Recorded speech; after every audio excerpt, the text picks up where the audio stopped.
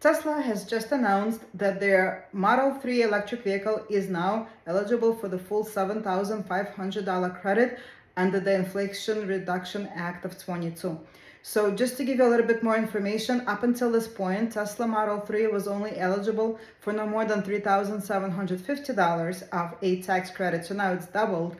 The reason for that is back in April 18th of 23, the IRS has released an update to the requirements that are basically stating that you have to meet additional requirements in order to get the credit. So you had to have met the critical mineral components requirement, and you had to meet the battery component requirement. If you met both, you qualified for the full credit.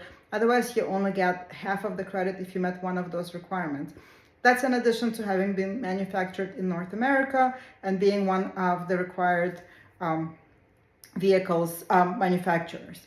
Now, also, there's a total cost of the vehicle cap. So that means that if you're purchasing that Tesla Model 3, you need to make sure that with all the additions that you're adding to it, all the options, that you're still within the $55,000 cap on that vehicle.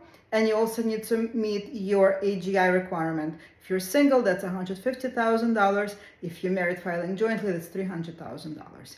Now, in addition to that, and it's very important, you have to purchase a new vehicle, and the dealer of the vehicle has to notify the IRS that they sold you the vehicle. They have to provide your name and your social security number.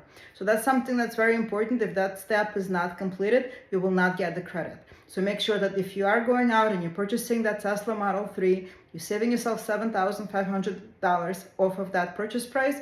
Make sure that the dealer reports that, and make sure that you're filing the correct forms with your tax return to claim that credit.